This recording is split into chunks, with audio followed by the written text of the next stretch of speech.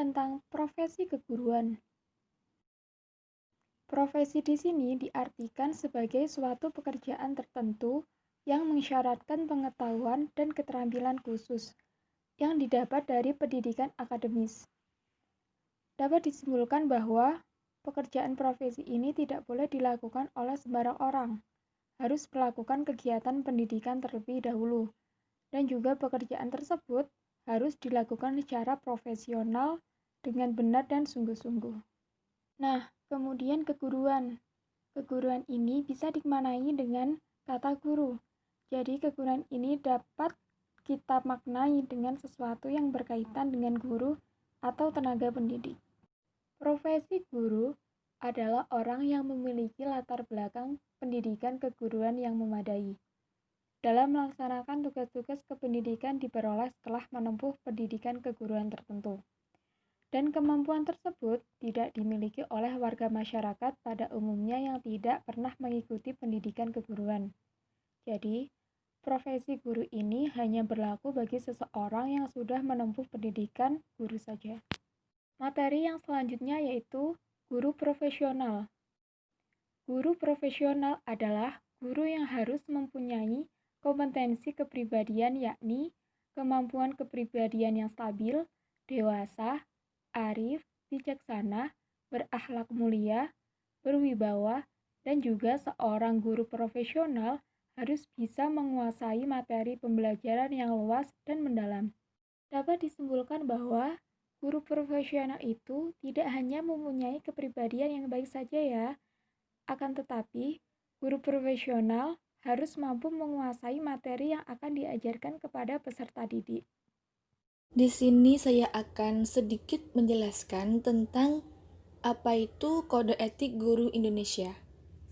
Di sini saya menyimpulkan bahwa dalam Kode Etik Guru Indonesia terdapat dua unsur pokok, yakni yang pertama sebagai landasan moral dan yang kedua sebagai pedoman tingkah laku.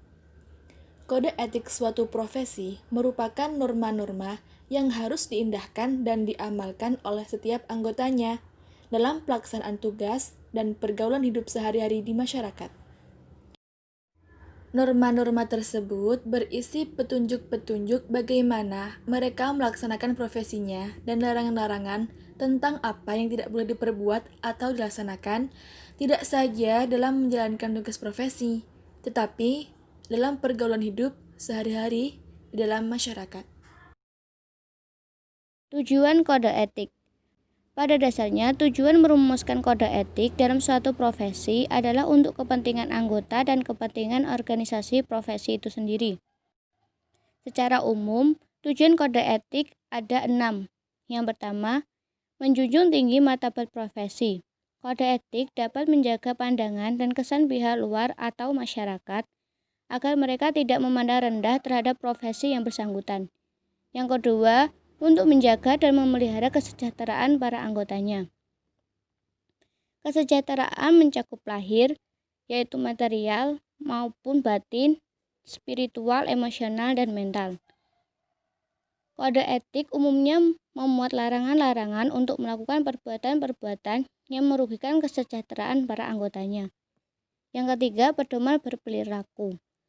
Kode etik mengandung peraturan yang membatasi tingkah laku yang tidak pantas dan tidak jujur bagi para anggota profesi dalam berinteraksi dengan sesama rekan anggota profesi. Yang keempat, untuk meningkatkan pengabdian para anggota profesi. Kode etik berkaitan dengan peningkatan kegiatan pengabdian profesi, sehingga bagi para anggota profesi dapat dengan mudah mengetahui tugas dan tanggung jawab pengabdiannya dalam melaksanakan tugasnya. Yang kelima, untuk meningkatkan profesi. Kode etik memuat norma-norma dan anjuran agar para anggota profesi selalu berusaha untuk meningkatkan mutu pengabdian para anggotanya. Yang terakhir, untuk meningkatkan mutu organisasi profesi. Kode etik mewajibkan setiap anggotanya untuk aktif berpartisipasi dalam membina organisasi profesi dan kegiatan-kegiatan yang dirancang organisasi. Materi selanjutnya yaitu tentang fungsi kode etik. Apa sih fungsi kode etik itu? Kode Etik Guru Indonesia berfungsi sebagai perangkat prinsip dan norma moral yang melandasi pelaksanaan tugas dan layanan profesional guru dalam hubungannya dengan peserta didik, orang tua atau wali siswa, sekolah dan rekan profesi, organisasi profesi, dan pemerintah sesuai dengan nilai-nilai agama, pendidikan, sosial, etika, dan kemanusiaan.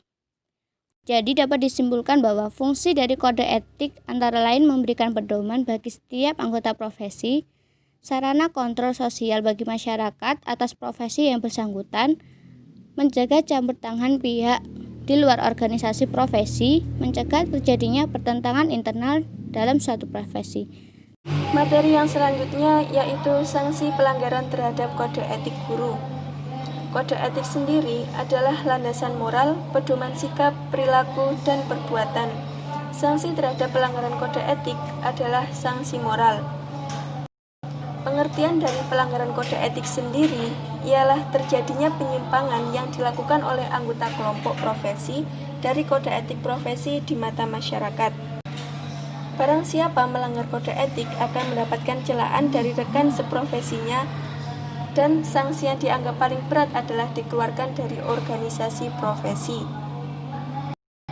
Seseorang yang melanggar kode etik juga akan mendapatkan sanksi moral, sanksi yang diterima guru, seperti teguran, yang kedua peringatan tertulis, yang ketiga penundaan pemberian hak guru, yang keempat penurunan pangkat, yang kelima pemberhentian dengan hormat, atau yang keenam pemberhentian dengan tidak hormat.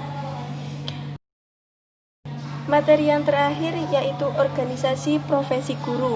Organisasi guru seperti PGRI atau Persatuan Guru Republik Indonesia dan MGMP, Musyawarah Guru Mata Pelajaran. PGRI sendiri ialah perkumpulan yang berbadan hukum yang didirikan dan diurus oleh guru sebagai wadah untuk mengembangkan profesionalisme, memperjuangkan perlindungan hukum dan perlindungan keselamatan kerja, serta menghimpun dan menyalurkan inspirasi anggotanya. MGMP sendiri suatu wilayah profesional guru mata pelajaran yang berada pada suatu wilayah kabupaten atau kota atau kecamatan.